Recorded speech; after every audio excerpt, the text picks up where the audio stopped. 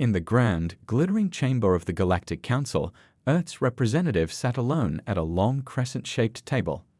Surrounding her were delegates from 100 worlds, their alien faces a mixture of disdain and boredom.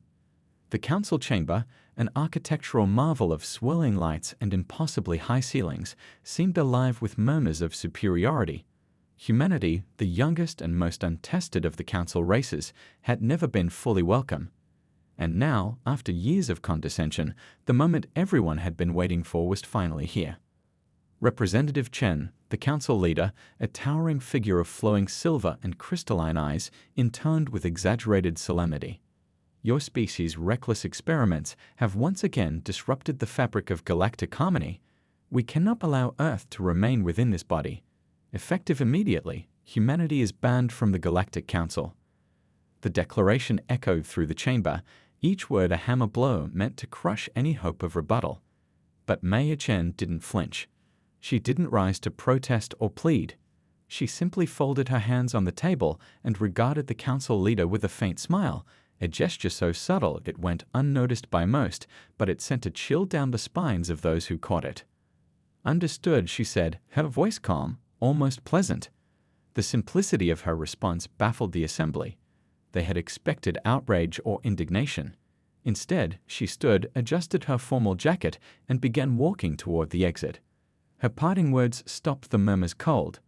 "You may find, in time, that casting us out was the most regrettable decision of your existence." The council erupted into laughter, a chorus of arrogance and dismissal. Humans, after all, were seen as little more than a curious anomaly, a species barely a few centuries out of their primitive beginnings. To suggest that Earth's absence would matter to the galaxy was laughable. But what the council didn't know was that humanity had been preparing for this moment. Earth wasn't merely a world of dreamers and philosophers.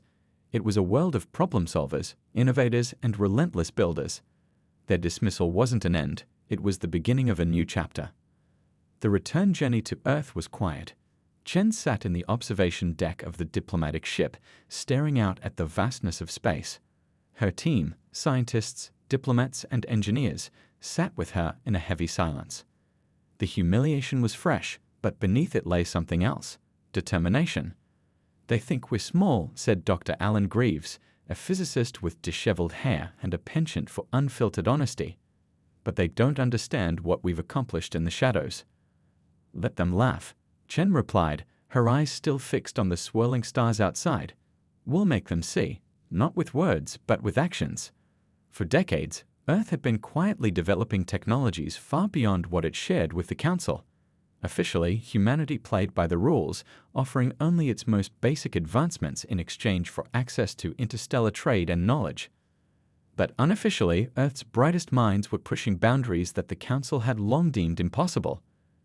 Gravity manipulation, matter restructuring, even preliminary experiments with controlled singularities — these were just the beginnings of what humanity had achieved. Back on Earth, Chen convened a secret summit in a subterranean facility hidden beneath the Antarctic ice. The room was filled with leaders, scientists, and military strategists. A holographic map of the galaxy flickered in the center, casting a pale blue glow over the gathering. "We've been given an opportunity," Chen began, her voice steady and resolute.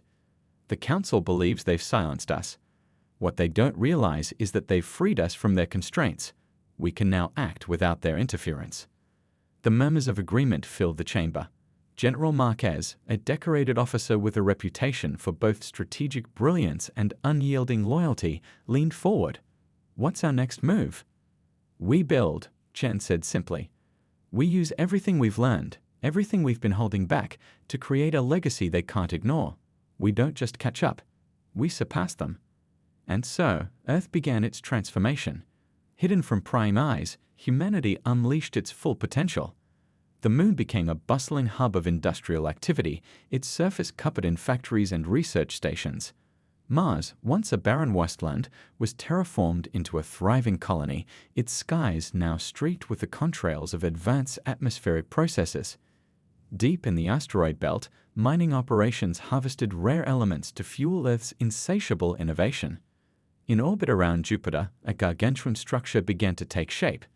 The Dyson Grid, as it was called, was a network of solar collectors designed to harness the planet's immense energy output. Its completion would mark the beginning of humanity's shift to Type IE civilization status, a milestone that the Council had deemed millennia away for any species. But Earth didn't stop there. The brightest minds turned their attention to the very fabric of reality, experimenting with space-time manipulation and advanced quantum mechanics. What the Council had dismissed as theoretical fantasy, Earth approached with relentless pragmatism. And soon, the first whispers of their achievements began to ripple through the galaxy. Council members, oblivious to Earth's activities, continued their petty squabbles over trade agreements and territorial disputes. But when entire regions of space suddenly experienced unprecedented stability, gravitational anomalies vanishing, hyperlane disruptions ceasing, they began to take notice.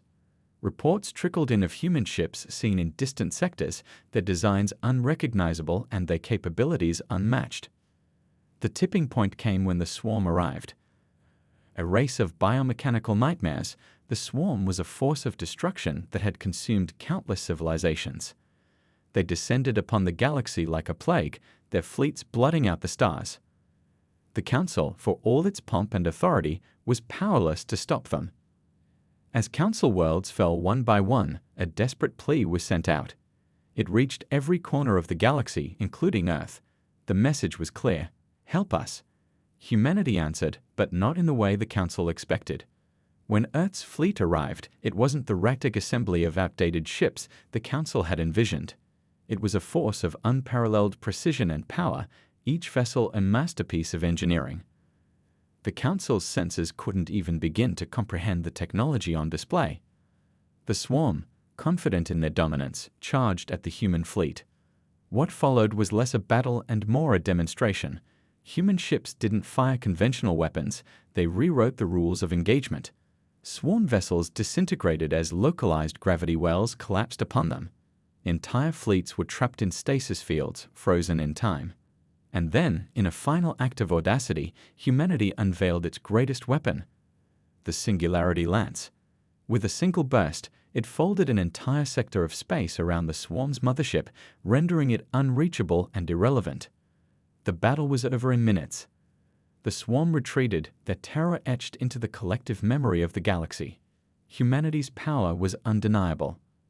As President Chen addressed the Council for the first time since Earth's expulsion, her words were measured but firm. "We didn't come here to gloat," she said. "We came because we believe in the value of life, in the potential of this galaxy. But make no mistake, we will protect it, whether you accept us or not." The Council, humbled and silent, could only listen. For the first time, they saw Earth not as a primitive outlier, but as a force to be reckoned with. And as Chen's image faded from the chamber, one thing was clear: humanity wasn't just part of the galaxy, it was shaping its future. But Earth's journey was far from over. Somewhere in the shadows, forces stirred. The Council's pride had been wounded, and not everyone was ready to accept humanity's ascension. And as Earth pushed further into the unknown, it was only a matter of time before new challenges arose, challenges that would test whether their newfound legacy was built to last. The Council chamber, gleaming with crystalline walls that refracted light into a kaleidoscope of colors, buzzed with unease. Representatives from every corner of the galaxy exchanged furtive glances and whispered arguments. Earth, once dismissed as an irrelevant speck on the universal map, had become the center of galactic intrigue. And now, with humanity's delegates barred from entering this hallowed chamber, an undeniable air of discomfort had settled over the proceedings.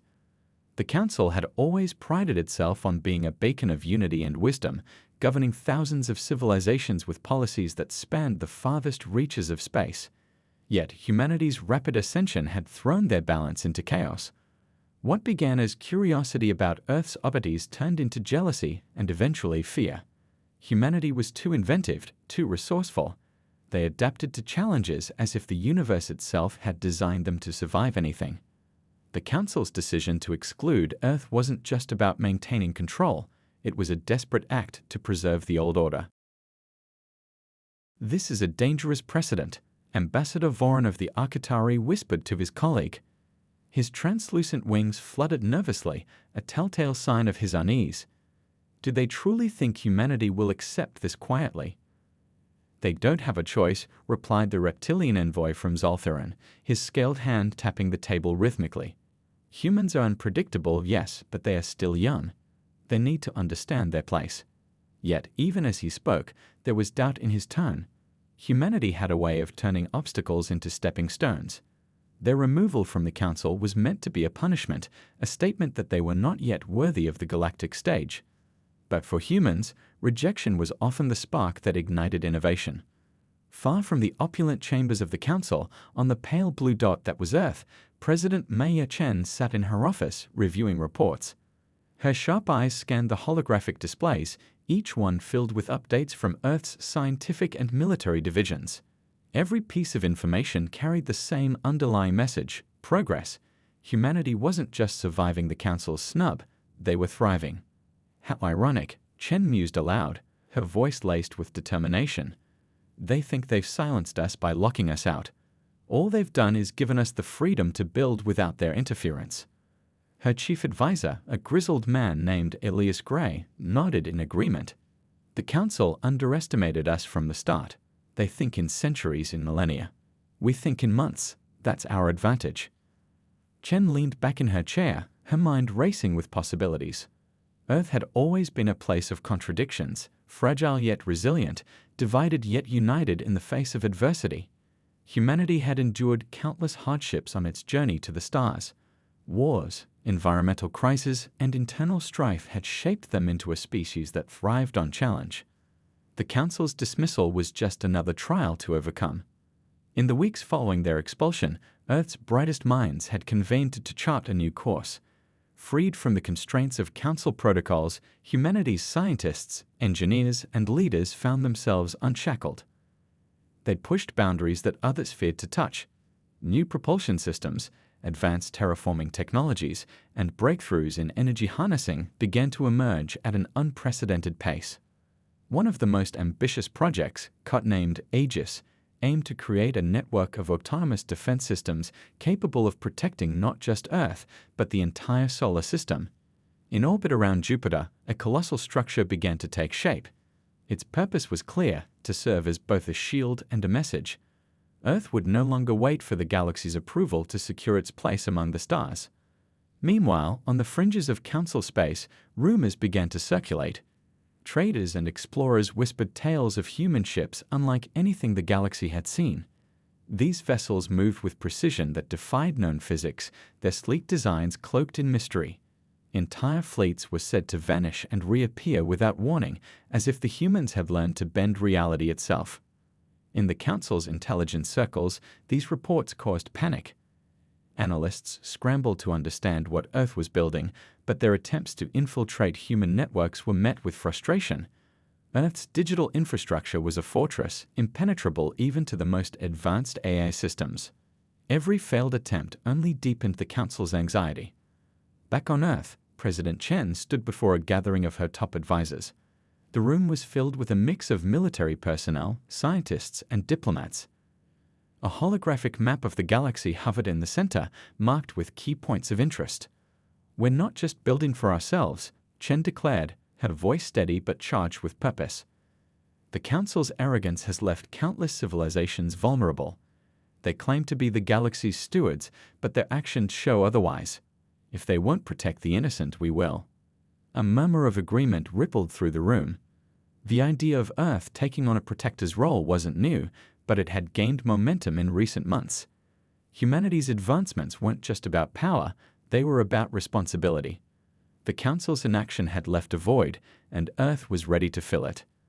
As the meeting concluded, Chen's gaze lingered on the holographic map. She knew the path ahead wouldn't be easy. The Council would resist any challenge to their authority, and there were other, darker forces in the galaxy that thrived on chaos. But humanity had never backed down from a fight, especially when the stakes were this high. Thousands of light years away, in the heart of Council territory, whispers of Earth's defiance reached the highest levels of power.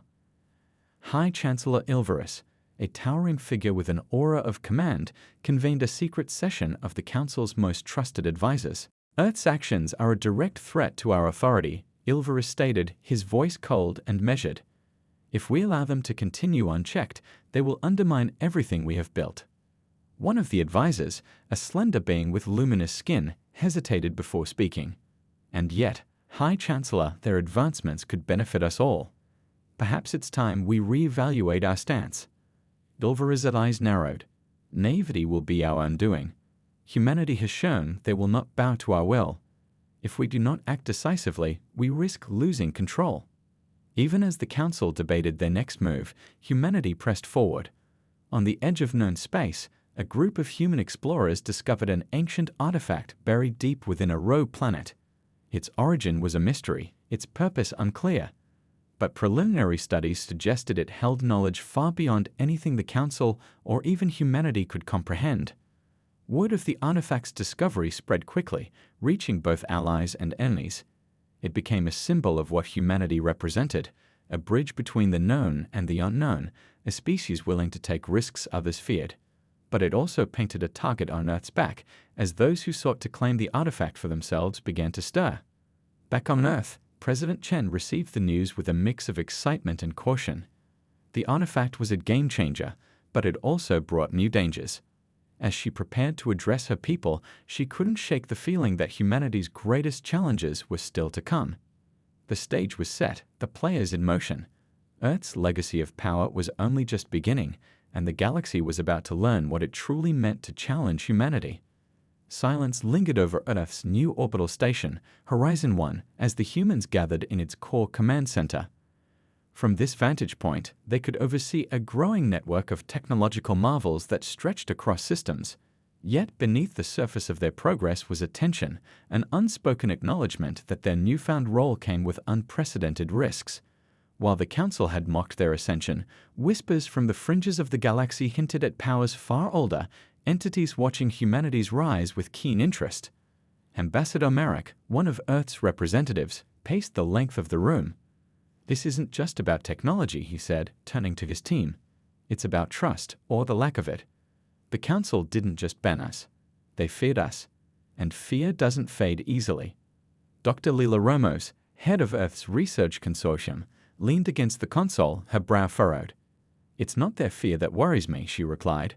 "It's who, or what, they might turn to in their desperation. The Council may see themselves as rulers, but they've always relied on alliances, even with forces they barely understand." Her words hung in the air like a spectre. The Council's archives were filled with tales of ancient civilizations, some that had risen to power only to vanish without a trace. Whether through arrogance or fear, the Council had always avoided delving too deeply into those stories. But humanity, driven by its insatiable curiosity, had unearthed fragments during its rapid expansion. Fragments that spoke of vast energies and technologies far beyond even their own advancements. As they debated their next moves, a communication alert interrupted the discussion. It was a message from Admiral Elias Kane aboard the Prometheus, Earth's flagship. His voice carried the weight of urgency. "We've intercepted a signal near the Perseus Rift," he reported. "It's unlike anything we've encountered before, part organic, part machine. We believe it's a probe, but its origin, it doesn't match any known civilization." The room fell silent. The Perseus Rift was a place of legend, a vast expanse where ships disappeared and sensors faltered. The Council had deemed it off-limits centuries ago, citing instability. But Earth, unconstrained by the Council's decrees, had begun to explore its edges, driven by the belief that knowledge was humanity's best weapon. "What's it doing?" Merrick asked, breaking the silence. "It's scanning," Kane replied. "But it's not just scanning us.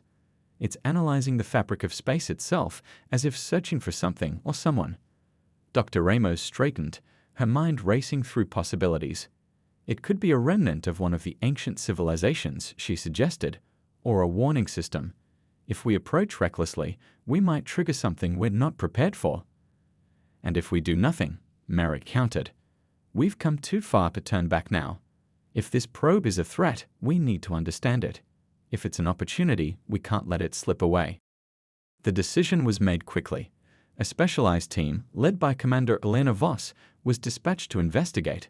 Their mission, to intercept the probe and determine its purpose. As they prepared to leave, President Maya Chen addressed them directly. "This is more than an exploration," she said. It's a test of what we stand for. Remember, our strength lies not just in our technology, but in our humanity. Showed the galaxy that we face the unknown not with fear, but with determination. The journey to the Perseus Rift was fraught with challenges. Gravitational anomalies and shifting energy fields tested the limits of their ship, the Ardent Horizon. Voss and her crew worked tirelessly, their resolve unshaken even as the probe came into view. A structure of shimmering metal and organic tendrils, pulsating with an inner light that seemed almost alive. "It's beautiful," whispered Ensign Malik, the ship's youngest crew member. "But also unsettling." As the Ardent Horizon approached, the probe reacted. Tendrils extended, emitting a low-frequency hum that resonated through the ship. Their systems flickered, struggling to maintain stability. Voss ordered a halt, her instincts warning her against proceeding further without caution. "It's communicating," said Dr. Kara Imani, the team's linguistics expert, as she analyzed the probe's signals. "But it's not using any conventional language. It's more like it's sharing concepts, emotions, fragments of thought." "Can we respond?" Voss asked. Imani hesitated. "We can try," she said, "but there's no guarantee it will understand or that it will like what we have to say." As they worked to establish a connection, a new challenge emerged. The probe wasn't alone. From the shadows of the rift, other shapes began to emerge, each distinct yet similar in design. The crew watched in awe and apprehension as the structures surrounded them, their lights pulsating in unison. "This just became a first contact scenario," Voss said grimly. "Everyone, stay sharp. We don't know if they're friend or foe." Back on Horizon 1, the command center monitored the situation with bated breath. The signals from the probe and its companions were unlike anything they'd encountered before, defying analysis. Yet one thing was clear. They were intelligent, and they were aware of humanity's presence. "What do you think they want?" Merrick asked Ramos, his voice low. "To understand us," she replied, "or to test us. Either way, we need to be ready." The tension in the room was palpable as they awaited updates from the Ardent Horizon. Humanity had faced countless challenges in its rise, but this was different. This was a confrontation with the unknown, a reminder that even in their newfound power, they were still explorers at heart. As the hours stretched on, the probe's signals began to coalesce into a pattern, a sequence that hinted at deeper meanings. But just as progress seemed within reach, the signals abruptly stopped. The probe's light dimmed, and its tendrils retracted. The other structures followed suit, retreating into the rift shadows as if they'd never been there. "What just happened?" Voss demanded, her voice cutting through the confusion. "I don't know," Imani replied, her frustration evident. "It's like they were waiting for something and we failed to provide it." Before they could process the implications, a new alert sounded. A message, encoded in a format that defied decryption, was being broadcast from the rift. Its origin was unclear, but its intent was unmistakable. It was an invitation or a challenge. "They want us to follow," Voss said, her gaze fixed on the swirling void ahead. "And if we do?" Malik asked, his voice tinged with both fear and excitement. "Then we find out what's waiting for us," she replied, "for better or worse."